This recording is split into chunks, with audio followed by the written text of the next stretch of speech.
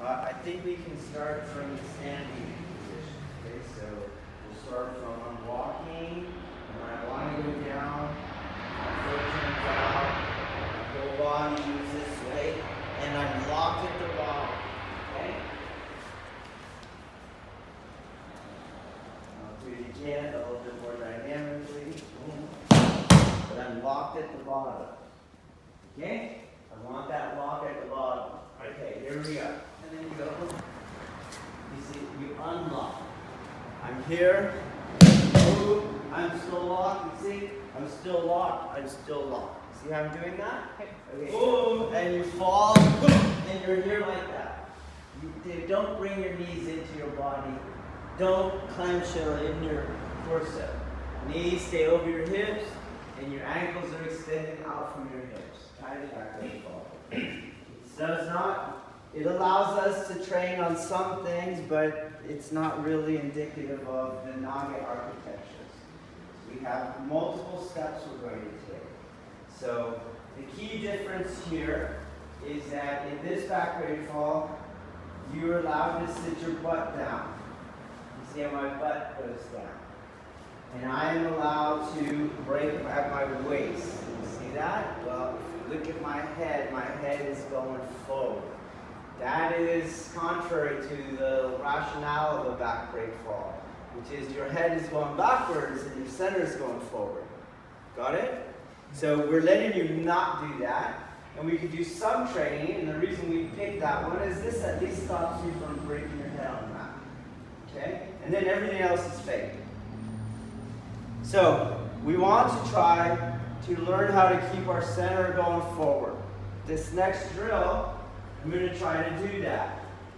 So, I will walk, but I'm not walking in a vertical plane anymore. I'm going to push my center forward. Not enough. Walk. I do the same fall. I lock the same center. I have the knees in the same plane. I have the feet in the same plane. So I push my center forward, take some steps, and do the same fall. This is the next level. Okay? Right? It is a little different. I can see that I'm maybe holding my breath. It feels a little nervous. I can just tell it's different. It is different. Okay? And what I want to do in this drill is, as much as possible, stop the butt from going backwards, okay? Because the next one, we're not going to let it go back at all. All right, so let's try this again. Recommending that when we do kemi, you only go to this level. Don't go back to that other level, okay? You always are trying at least this level. So on this one, I'm not going to walk back, because when I walk backwards, my center is still going that way. Even though it's not pulling out of the technique, it is still going that way. And that's not going to match our Naga-waza. So I'm going to just have my feet still. And I'm going to push my center so far forward, and then at a certain point, I'm going to contract it. Just like when I do any projection. So we were doing this technique, and when I go to throw, boom, my center contracts. I'm going to do the same thing. It looks like this. If I'm on this plane, I'm here like this, and I squeeze my center, and it brings my extremities up. So I'm not going like this. You see the difference? I just flex my center, and you see what happens when I release it. Boom, release. It just drops, okay? So I'm going to do that flexion at the most extreme forward progression of my hips that I can get. So it'll help if I come off my heels, because that allows me to get going. So I keep going, and I land the same way. Not enough, not enough, not enough. Keep going, center forward, land the same way. Okay? Let's try. I head must get off of the line of attack. So I am not jumping on this line and my head stays on that line. I'm still going to have the same button hook where my hips stay on the line, but my head has cleared the line. The second thing I'm going to keep is I'm still going down on the ball of my foot. You will find the ball of your foot. Do not go down on your instep. You may break your foot like 2 other people we've had. Okay? So I have to find the ball of my foot. I pick a side. That's the ball of foot I go on. If I go on my right hand hits, and my head goes to the right. So I project, keep going, not enough, not enough. I want the bow to be taut, the bowstring. Boom. And you can see that I'm finding that foot. Do the other side. Boom.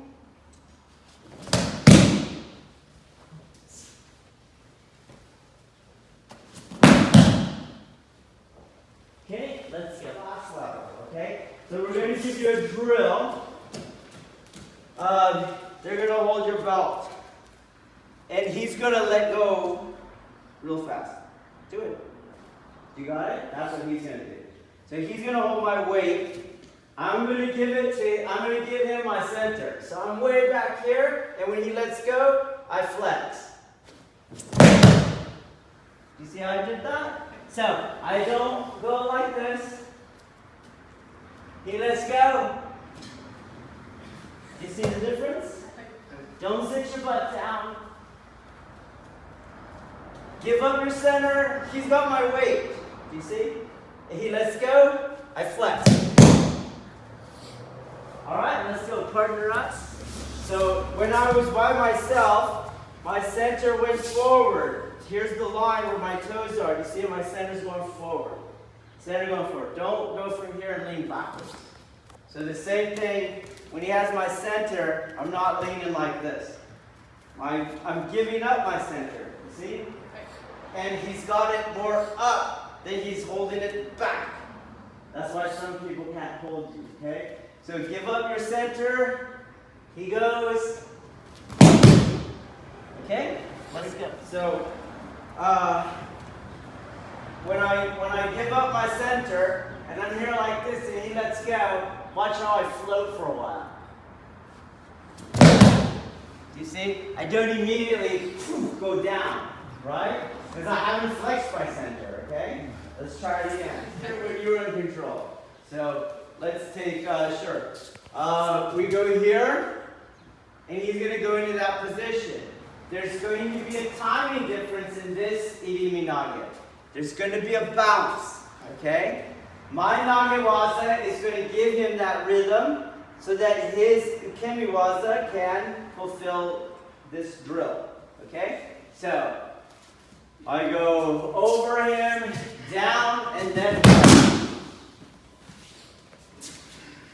all the way down, then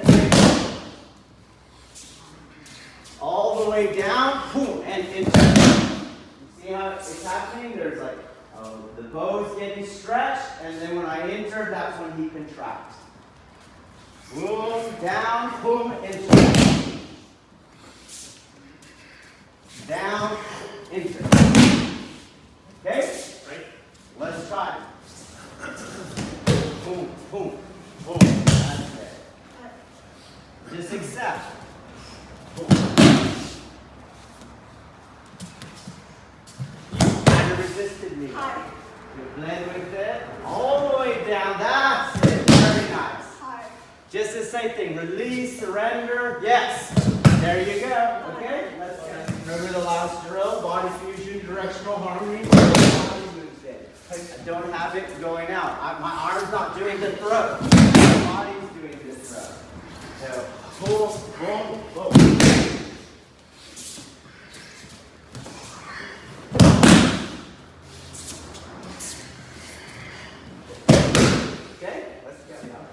I'll find it. Okay? Let's do that. There. This is going to turn. Other foot, please. I'm going to turn. There's the bounce. The throw.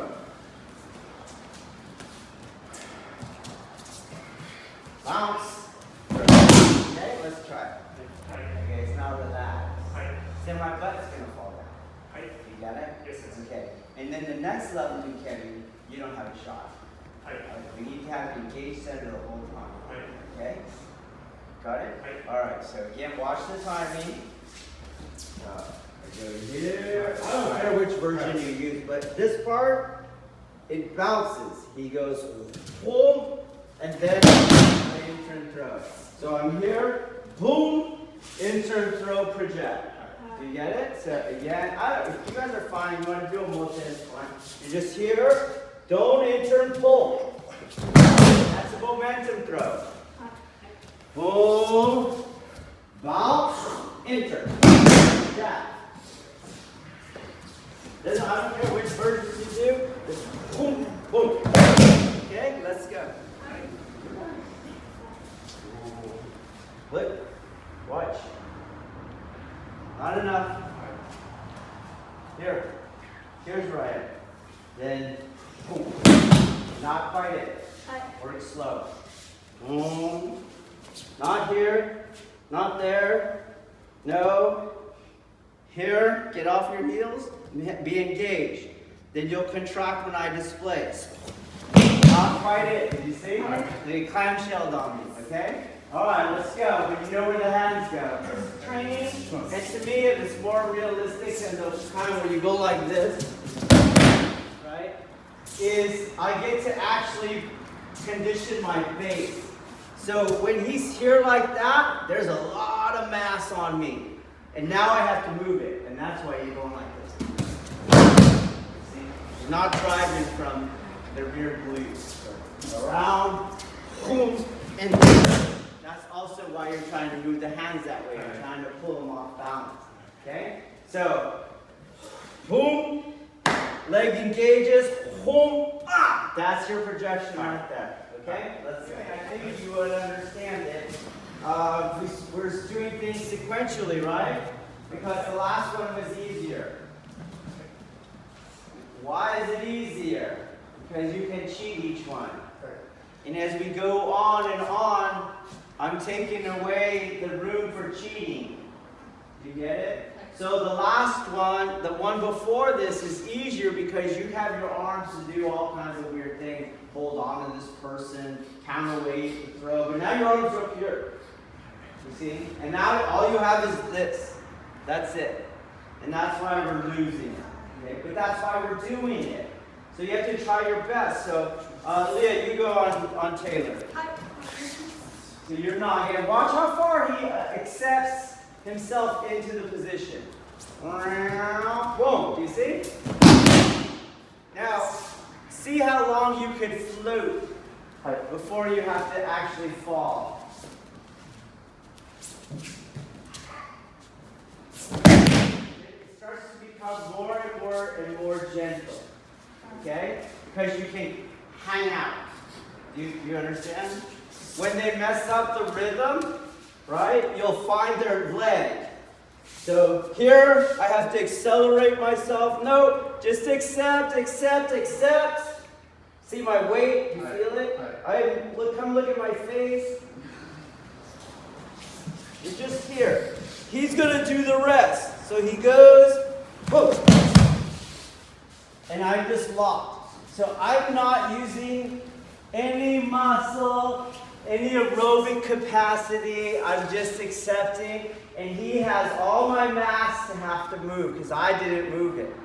Do you get it? So it's more of a psychological barricade. Because we're like, I don't know how I'm going to get. Well, you're not. From there, you're not going to find the throw. They have to project you. Do you understand? The other ukemi, you were throwing yourself. That's not ukemi. This one, he's throwing me. So I don't look for the throw when I'm in the middle. I'm perfectly fine there. Okay, like if I'm on you, she gets me there. Whoa, watch. Whoa. Oh. I again did not use muscle or any aerobic capacity. Did you see that? But I didn't fake my ukemi either. I'm just accepting what's happening. Okay, that's where we want everyone to get. Okay? All right, let's go. All right, perfect. Watch how early he's tilting his body to look for the inside hand. Okay, so this hand, this side, everything's going this way. He goes, boom. You see that? You see how he's turning already. We don't land flat on our back, right? Our head goes around the line of attack. So it doesn't remain on it, so that our lower body is now not pushing our head, the target, more into the ground. Okay? Try it again. And remember that there's a relationship between the Nage-waza architecture and the Ukemi-waza architecture. They're like jigsaw puzzles. They have to go together. So our architectures are a little different, and the Ukemi has to be a little different. So in this case, our architectures assume that if you are doing what we call a back-breakfall, your center is actually going forward, not backwards in space.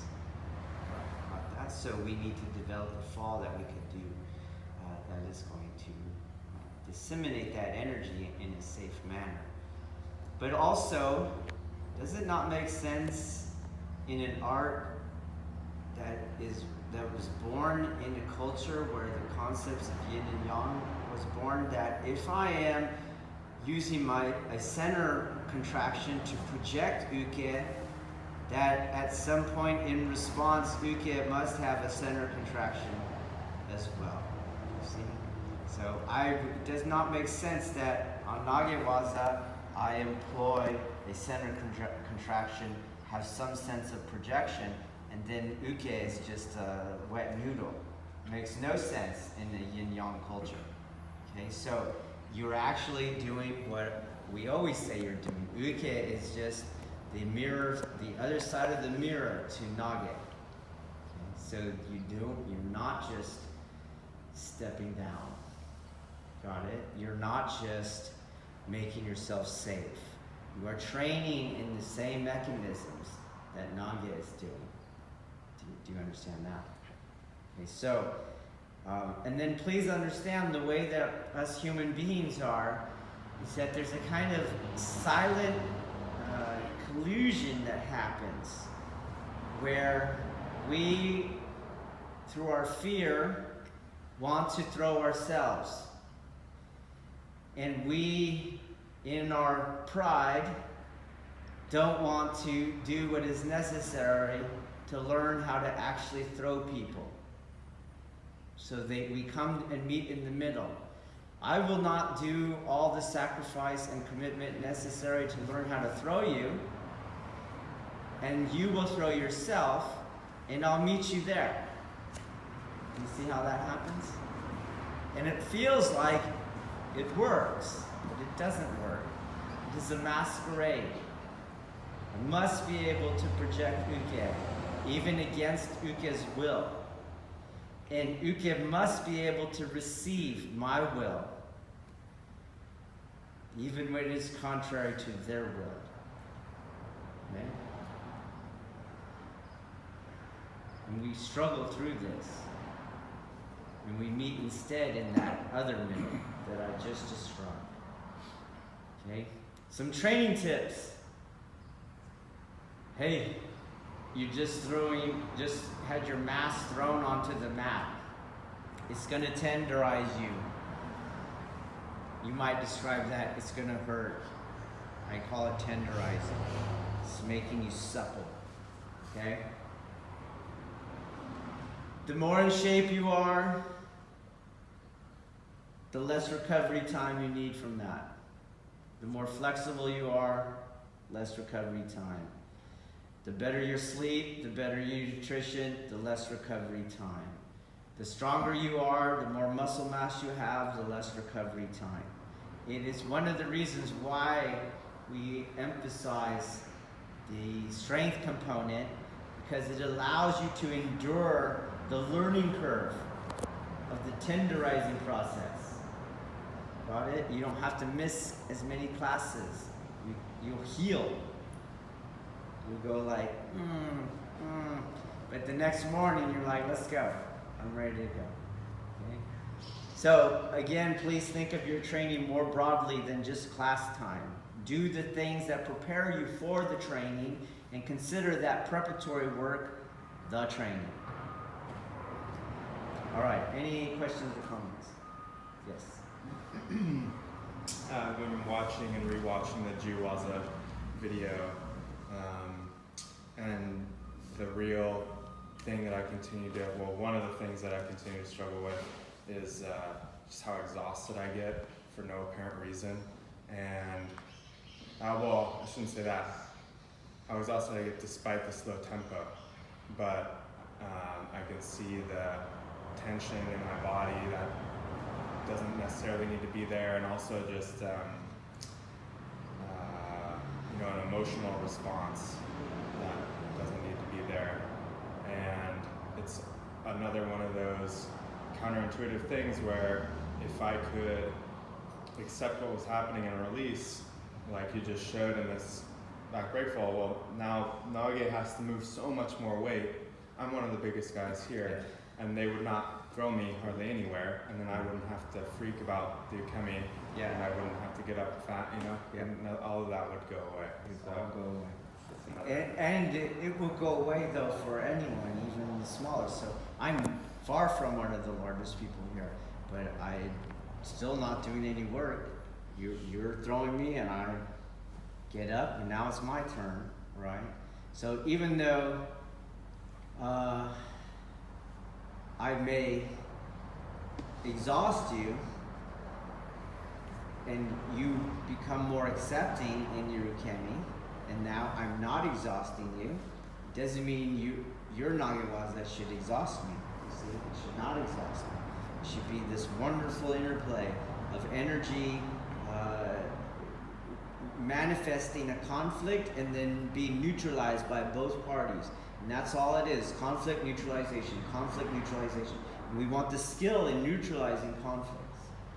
And that's all that Nage are doing in Jiu-Jitsu over and over. It's supposed to be happening in Kihon Waza, but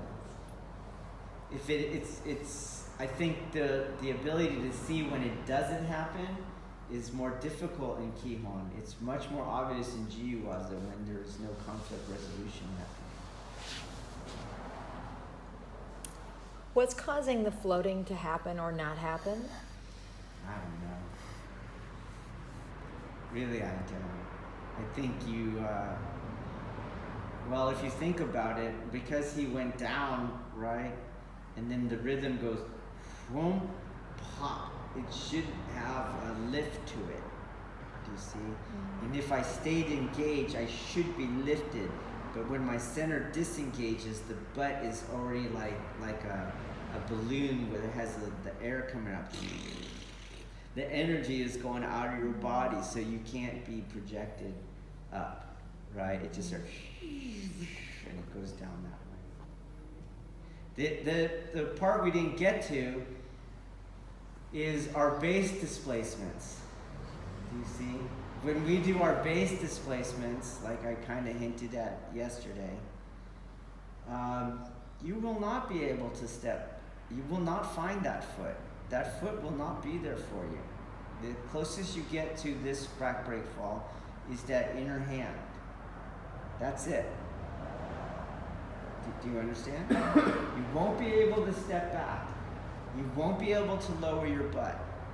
You won't be able to decide when and how or where you're going to fall, because you don't have the path altering tools that you use right now.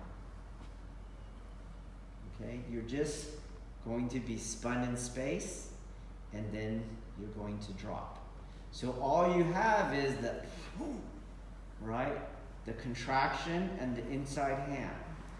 So if you look at what we did as we went from one move to the other one, we were taking away certain things. That's what I was calling cheating.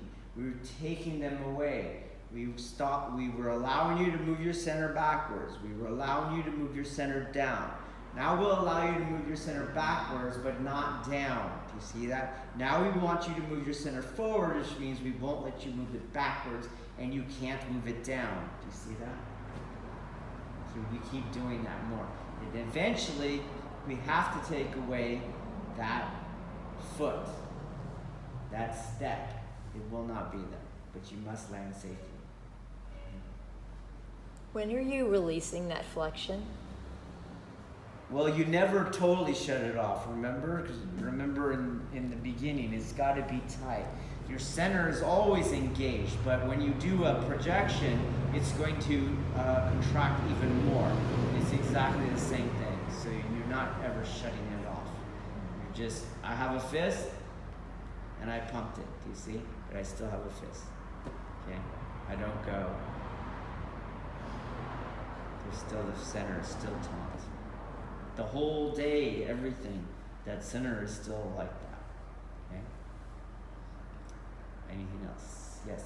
Sensei, for solo practice on this contracting center of playful, we should also be aiming for not taking the step, as in just the foot doesn't even bleed around. No, because the reason why the foot is gone and can be gone is because of Naga's energy is so displacing.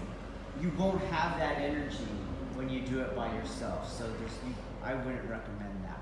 What I would recommend for you and for you and for you is that you really work on opening up.